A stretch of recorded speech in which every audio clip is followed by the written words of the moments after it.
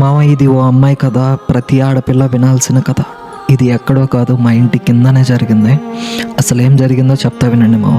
వీళ్ళిద్దరూ ఒక 3 years నుంచి లవ్ చేసుకుంటున్నారు.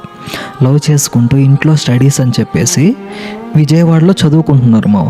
ఇంక వీళ్ళిద్దరు ఏం చేశారు, హాస్టల్లో ఉంటున్నామని చెప్పేసి ఒక రూమ్ తీసుకొని ఇంకా ఇద్దరు ఒక రూమ్లోనే కలిసి ఉంటున్నారు మామ. కలిసి ఉంటే ఇంకా ఏం జరుగుతుందో మనకి తెలిసిందే కదా, ఇంకా ఫిజికల్గా కలవడం ఇవన్నీ చేస్తూ ఉంటాం. ఇంకా తర్వాత ఏం జరిగిందంటే వీళ్ళిద్దరికి ఒక పాప పుట్టడం జరిగిందమ్మా. ఆ పాప పుట్టినప్పుడైనా ఈ అమ్మాయి అడగాలి కదా అబ్బాయిని, పాప పుట్టింది కదా ఇంకా నన్ను మ్యారేజ్ చేసుకో అని చెప్పేసి ఈ అమ్మాయి అడగాలి కదా. ఈ అమ్మాయి అడగకుండా ఏం జరిగిందంటే ఇంకా అలానే కలిసి ఉండడం వల్ల ఇంకా తర్వాత మళ్ళీ ఇంకొక పాప పుట్టింది మా. ఇంకొక పాప పుట్టిన తర్వాత ఇంకా వీళ్ళిద్దరూ విజయవాడ నుంచి హైదరాబాద్ రావడం జరిగింది. హైదరాబాద్ వచ్చి మా ఇంటి కిందనే రెంట్కి ఇల్లు తీసుకున్నారు మా. ఇల్లు తీసుకుని ఉంటూ ఒక బట్టల షాప్ని రన్ చేసేవాళ్ళు మా వీళ్ళిద్దరు.